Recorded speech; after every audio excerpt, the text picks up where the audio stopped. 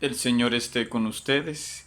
Nos acercamos al capítulo 12 de nuestro libro de Daniel. En ese momento aparecerá Miguel, el gran ángel protector que defiende a tu pueblo. Será un momento angustioso, un momento como no ha habido otro desde que existen las naciones. Cuando ese momento llegue se salvarán todos los de tu pueblo, que tienen su nombre escrito en el libro.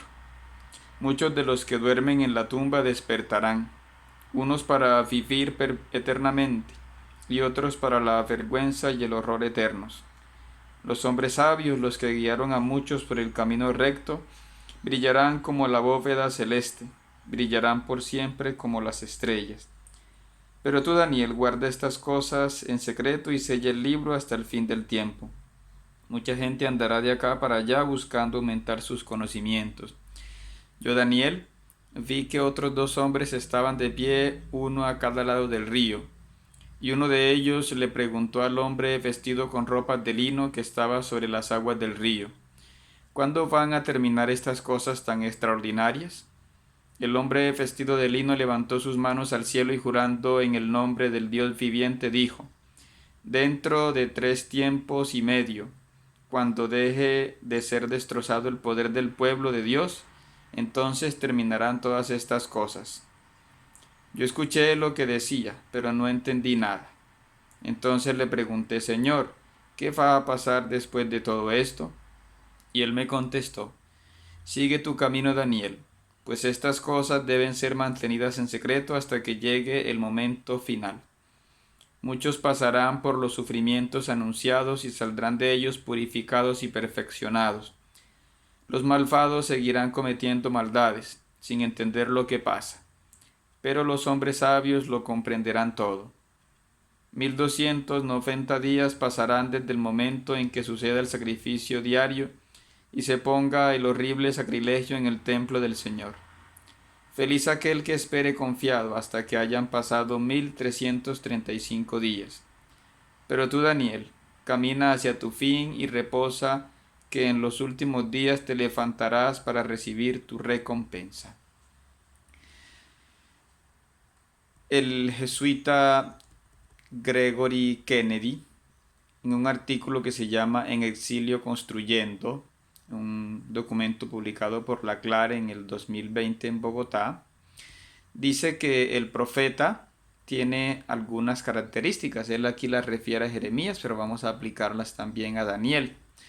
Habla de que el profeta, como primero, ofrece símbolos adecuados para enfrentar el horror y la inmensidad de la experiencia opresiva que entumece a la gente y es reprimida. Esto también lo hace Daniel frente a la persecución de Antíoco IV Epífanes. Segundo, lleva a una expresión pública de aquellos mismos temores y terrores que han sido negados y suprimidos tan profundamente, tanto como no saber que están allí. Vemos que en tiempo de Daniel había israelitas que se pasaban al lado de los helenistas de parte de Antíoco IV Epífanes. Tercero, hablar metafórica pero concretamente sobre la verdadera fatalidad que agobia y roe las entrañas, es decir, denuncia el pecado. Es lo que hacen también los profetas y las advertencias de Daniel frente a la idolatría del poder, del orgullo de los gobernantes de ese tiempo.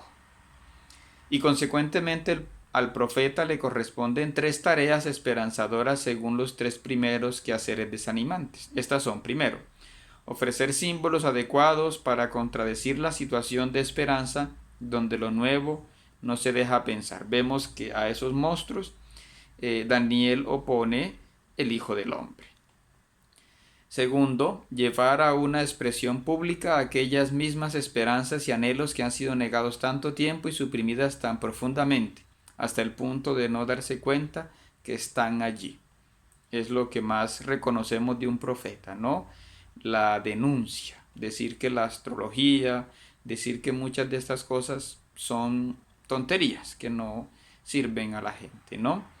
Y tercero, el profeta debe hablar metafóricamente sobre la esperanza, pero concretamente sobre la novedad que nos viene y redefine nuestra situación. Es por eso que vemos que aquí Daniel habla del fin de los tiempos. Sin embargo, tristemente muchos han tergiversado este mensaje pensando que habla es del fin del mundo. Ya haremos claridad que no es lo mismo fin de los tiempos, porque fin de los tiempos se refiere a lo que ellos consideraban que era la irrupción del reino de Dios. Y otra cosa es el fin de los tiempos. La irrupción del reino de Dios llega con Cristo. Y el fin de los tiempos o fin de la historia, pues como dijo Jesús, solo el Padre lo sabe. Entonces vemos que la experiencia del dolor nos pone frente a ese dilema de cómo está Dios participando, de cómo está Cristo interviniendo. Ya nosotros en Cristo hemos encontrado esa respuesta, como nos dice el padre Alexander Dileya. Vemos entonces aquí en Daniel una visión de cómo afrontar ese problema que ellos tenían en ese tiempo. Hay otros textos de la época de Daniel que también podemos comparar para entender lo que quiere aquí decir Daniel. Por ejemplo, hay una obra apócrifa, no está en la Biblia, que se llama el Testamento de Moisés.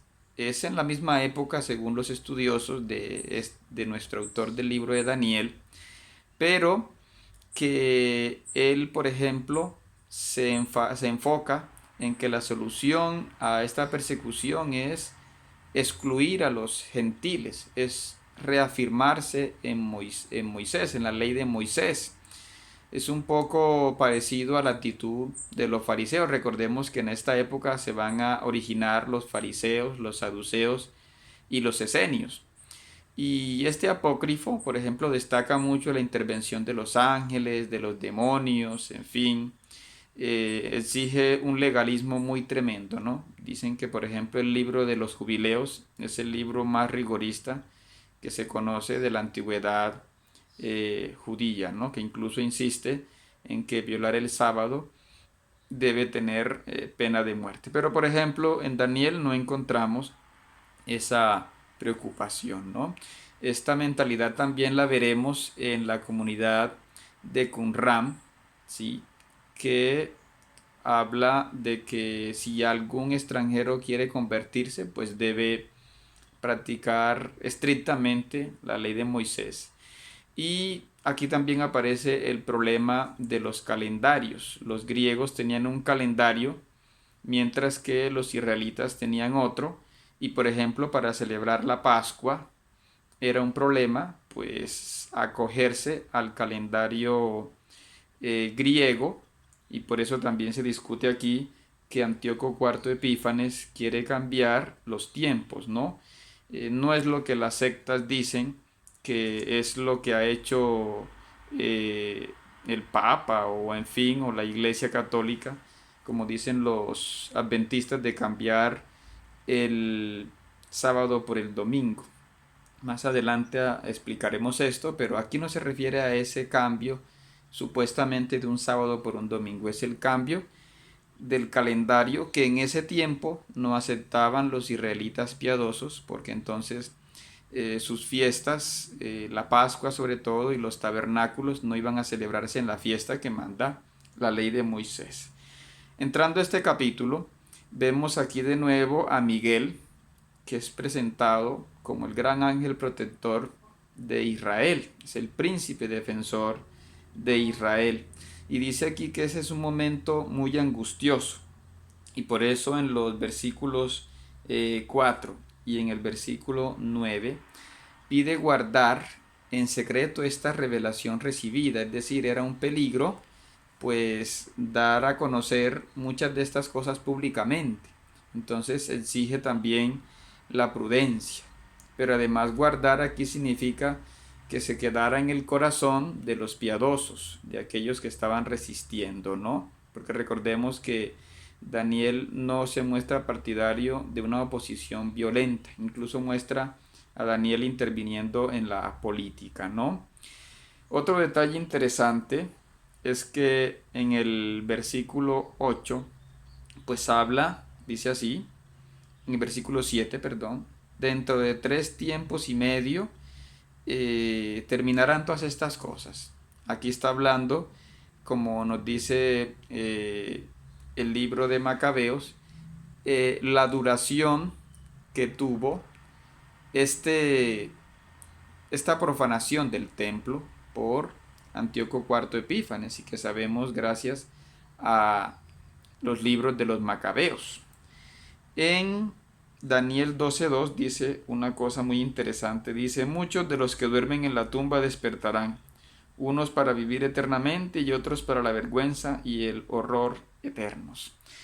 Es claramente la primera alusión en la Biblia sobre la resurrección de los muertos. Recordemos que los saduceos rechazaban esta revelación, ¿no?, que nos da el libro de Daniel. Dice: algunos para la vida eterna, ¿sí? En los Salmos 6:6, en el Salmo 88:6, en Eclesiástico 9:10, en Eclesiástico 14:16. La idea de la muerte era la de ser una sombra vagando en el Sheol, ¿sí? O la idea de un castigo y una recompensa meramente terrenas, ¿no? En Levítico 26:1 al 39 y en Deuteronomio 28 del 1 al 68 se habla de recompensas meramente terrenas.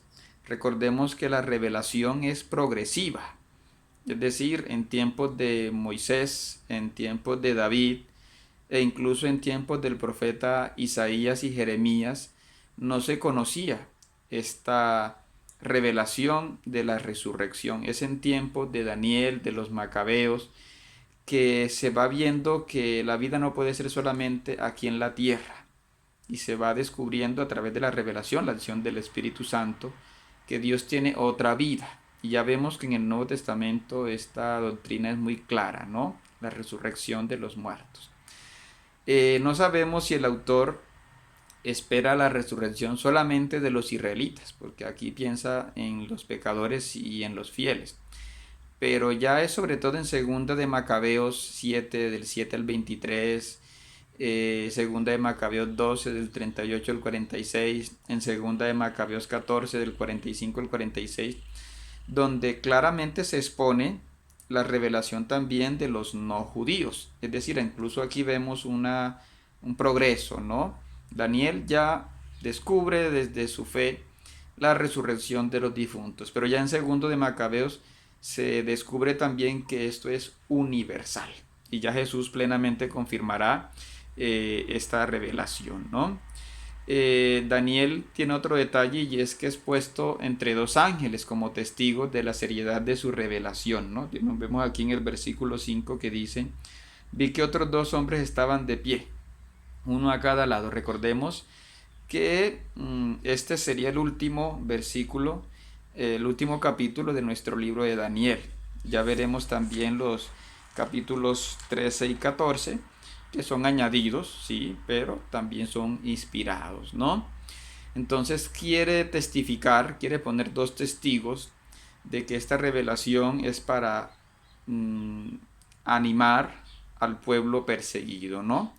Aquí en Daniel 12:11 da una cifra de 1290 días que estará la abominación en el templo, ¿no?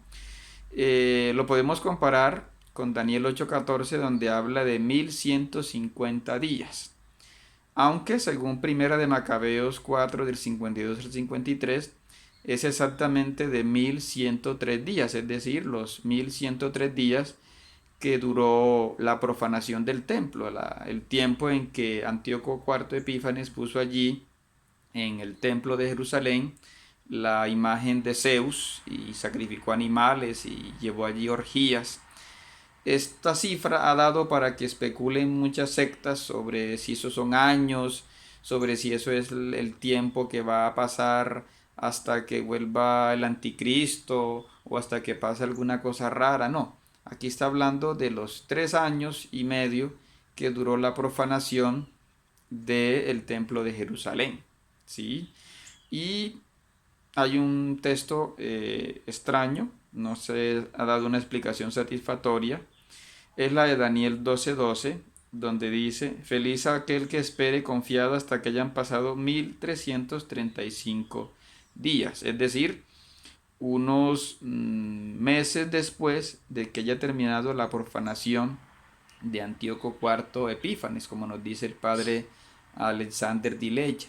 Quizá cuando se levantó la profanación del templo, pues se esperaba que pudiera celebrarse dignamente el culto en el templo. Quizá otros, en fin, no lo verían con buenos ojos. Recordemos que después hubo esa discusión por el sumo sacerdocio en el templo de Jerusalén.